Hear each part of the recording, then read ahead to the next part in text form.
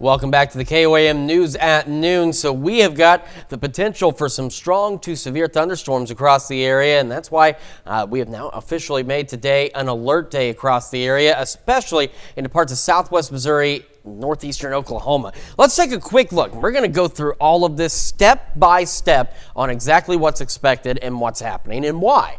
So here we are right now, Skywatch Storm Tracker. We've got this one lone thunderstorm that's over here pushing off to the east near Mount Vernon. That's it right now. But take a look. Do you see on the satellite image how we're starting to see through the cloud cover? We are starting to see that clearing. And remember what we talked about with the atmosphere being able to recover. We talked about it for the last 2 or 3 days, that everything this evening was highly contingent on whether or not the atmosphere would recover. We're at that point now. We're getting close enough that that certainly seems to be the case. And that's why our severe weather threat has kind of been ramped up a bit. So we've got this cell, Lawrence County, over by Mount Vernon, pushing on off to the east. All of this activity brought us a lot of much needed rain. Unfortunately, we've had flood warnings, flash flood warnings across parts of the area because we received a little too much rain in too little time, and the ground just was not prepped for that.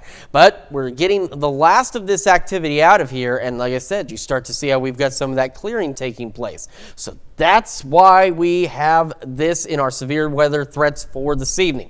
So let's take a look. Since this morning, no significant changes to the tornado risk or to the hail risk, but some minor changes to the wind. So we'll talk about it. Take a look at how narrow these bands are, though, from low to elevated to enhanced. It's very narrow striping, and it's been, again, shifted a little further to the south and east, but anywhere from Pittsburgh, Lamar, southeast of Nevada, up by Stockton, back down into Craig and Nowata counties in northeast Oklahoma, and points southeast. That's where we're watching for the potential for an isolated tornado or two. Now, as you get down into Berry County, parts of McDonald County, and Benton County, we are watching a slightly more elevated potential for a tornado or two down in that area. That's not to say we'll see multiple tornadoes. It's just the possibility is a bit higher of seeing a tornado down there. Our hail threat covers a much wider area, and we are looking at that low, elevated, and enhanced risk for hail. And then you can see the hatch marks on this go as far northwest as Pittsburgh, and that is where we could see significantly large hail. We're talking 2 inches in diameter or bigger. And then our wind risk did get scaled back, but we still have that risk. We still have a slight enhanced risk. We still have some hatch marks on there. We're talking winds possibly 70, 80 miles an hour. So what does that look like down the road on the future track? So here's what we're thinking. By 4 o'clock, we're doing all right, but by 5, 6, back across northeastern Oklahoma, we start to get these storms developing.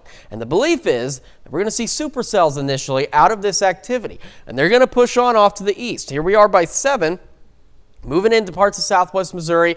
We got in Ottawa County, northeastern Oklahoma, and by about 8, 9 o'clock, the main batch of severe weather is out of here. We could see some lingering storms, and this is why we're still watching the severe weather threat down across, again, Berry County, McDonald County, and Benton County. We could still see a few through 10 o'clock, and then after that, it's gone. This is a relatively short-lived event, and it's really easily painted here by our rain chances. You see where they spike, and then that's it. It's done in 3 hours. But in that 3 hours, we have that potential for some pretty nasty severe weather. MoDOT, and this is the other thing I want to show you. MoDOT camera 32nd in range line.